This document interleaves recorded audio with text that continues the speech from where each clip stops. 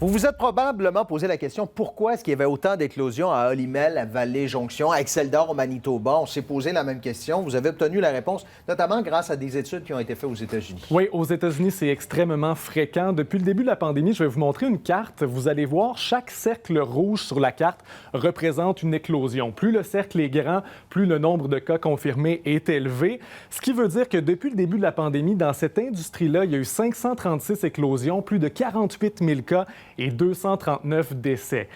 Il y a 50 000 environ employés dans cette industrie-là aux États-Unis. Ça veut dire qu'il y a environ un employé sur 10 depuis le mois de mars qui a contracté la COVID. C'est énorme.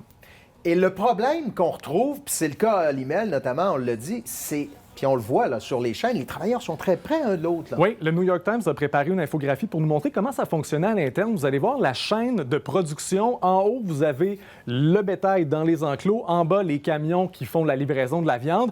Et chaque point représente un travailleur. Vous voyez ici, dans le secteur de la coupe, il y a beaucoup de points. Dans les faits, c'est les 2 tiers des employés qui travaillent dans ce milieu-là.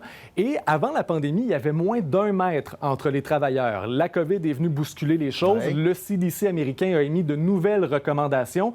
Donc, on suggère désormais 1,8 mètre entre les travailleurs pour favoriser la distanciation. On conseille également le port du masque et l'installation de plexiglas. C'était des conseils, mais il y a beaucoup d'entreprises qui sont allées de l'avant. Ça a eu un impact favorable sur les chiffres. Vous voyez, au mois de mai, on avait énormément de cas de COVID. Au mois d'octobre, il y en a beaucoup moins. Mais ce que nous a fait réaliser la pandémie, c'est à quel point cette industrie-là était dépendante de ses travailleurs sur le plancher. Effectivement, puis on le voit chez nous, Oui. particulièrement aujourd'hui. Merci Jean-François. Bonne soirée.